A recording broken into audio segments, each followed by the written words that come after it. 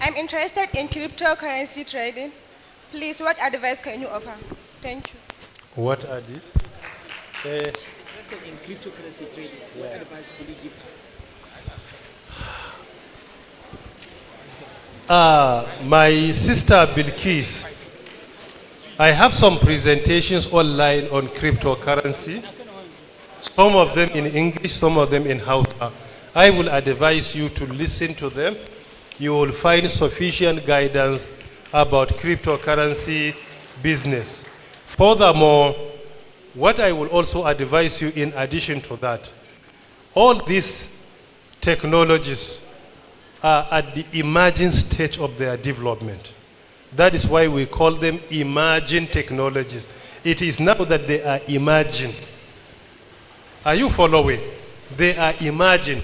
Because of this, they will continue to change. And cryptocurrency is just an aspect of blockchain technology. It's only one aspect of blockchain technology. So because of this, when something is at the initial stage of emerging, it is important that one should be extra careful not to unnecessarily take risks that will destroy the whole business. You can partake in it, you can do it, but wisely. Don't commit your entire investment into it because it is at the initial stage. Sometimes you can make profit beyond expectation, and sometimes you can lose the significant part of your investment. What is important, be extra careful and be strategic until these emerging technologies become well established. In addition to the online lectures that I earlier presented, that is good for you to listen. All right, thank you, sir. And let's take number 3. Yeah, Kiecheta Ukuba. Yes. Assalamu alaikum wa rahmatullah. Wa alaikum assalam wa rahmatullahi wa barakatuh. My name is Halimot Abdulaziz Rafindadi, and I'm a lecturer at Federal University Dusama. My question here is I want to ask on behalf of my gender. There are a lot of women and young ladies that I knew, like around the world, that all have the goals and the zeal, like they all have dreams that they want to achieve. But due to some cultural and selfish belief by the communities, most of the women just are left behind. So my question here is, what tips will you have for us as women that we can follow, that can make us successful and then give us more courage to achieve what we want to achieve? Thank you. Sister Halima, a teacher like my humble self, this is a very important question, particularly to us as parents and husbands. Certain things are part of our culture. Unfortunately, we make them like to be part of our religion.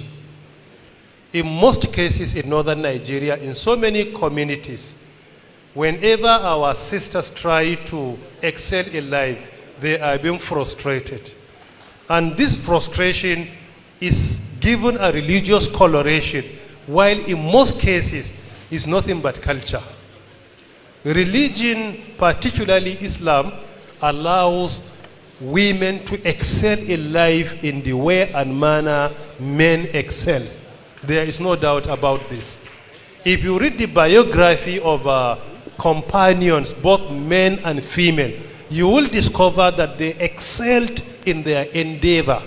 But today, if our daughters try to do that, instead of encouraging them and giving them all the necessary support, they will end on being discouraged. Firstly, we need to change that culture. And we need to spread religion from our culture. Furthermore, my also advice to our sisters, try to know how to manage your parents effectively, even if they don't have that exposure. If you are very obedient to your mother and father, you are committed to your education or any business you partake in, and you are also upright when it comes to your interaction with others, even if your parents disagree with you, you can easily convince them to follow and support you to achieve your aims and your vision. But if you are not obedient to them, or you are not upright morally, then in most cases they will be suspicious about your activities, and they will be more interested in getting you married rather than to pursue your career. So the way and manner we interact with our parents and the way they know our uprightness will play a significant role in getting their support and in convincing them to allow us to pursue our career. In addition, compatibility in marriage is also key. Before you get married, try to get someone that is compatible with you. Compatibility is key. That is why even if you look at the Qur'an like Nisa verse 2 and 3, you will clearly see that compatibility is mentioned. Or the hadith reported in Irwa'ul Ghalil, hadith number 1, Tazawwaju al-wadud al-waluda, is all about compatibility. Even before you get married, get someone that is willing to support you to continue to pursue your dreams. Somebody that is interested in encouraging you. And that compatibility should be something that is natural. If your husband is only interested in politics, nothing more, nothing less, and you are interested in education, nothing more, nothing less, you will discover there is lack of compatibility. But if he is a politician with a strong background in education, and you are into education, not interested in politics, you will live peacefully and he will support you. Even if he is a politician, he is interested in education. Your governor, for example, is a PhD holder and he is into politics. There is no way he will not support education. He gave examples now, an hour ago during his speech. He discovered someone developing software from a humble background. He sent him, he sponsored him to Silicon Valley. Some of our young children, some of our young graduates, even from secondary school, from public school, he sponsored them to China to study artificial intelligence. Why? Because as a politician, he is well grounded in education with degree, MSc and PhD, and he knows the value of education. So that is why compatibility is key. Many sisters make mistakes when it comes to getting married. They will get married to someone that they have no compatibility, and they have been misled with the resources. Apologies to you. The resources he has in his pocket. When she gets married to him, she discovers there is no compatibility. So it is important to get married to someone that there is compatibility. It is better to get married late and right than soon and wrong. Thank you so much, sir. This is another topic, I'm sure, for another day. Let's go to number 4. Who is number 4? The right man, right? Yes. Assalamu alaikum wa rahmatullah. My name is Zainul Abidin Abdulaziz, popularly known as Mr. Zain. I'm a founder of a startup and at the same time a content creator. My question is that, sir, looking at your exploration around the world, what is the common qualities of a successful startup founder that you have seen around, and what can you talk about it for us? Thank you so much. Firstly, I also have another lecture, Mentorship for Startup. It's online. I organized the mentorship program for our young startups while I was the DG NIDA in 2018. It is important to listen carefully. In addition to that, Jeffrey Bezos, the founder of Amazon, was asked the same question, how to be successful when it comes to startup. He gave 3 pieces of advice. Number 1, he said, long-term thinking. 2, customer centricity. Number 3, he said, passion for invention. These are the three most important ingredients for a successful startup.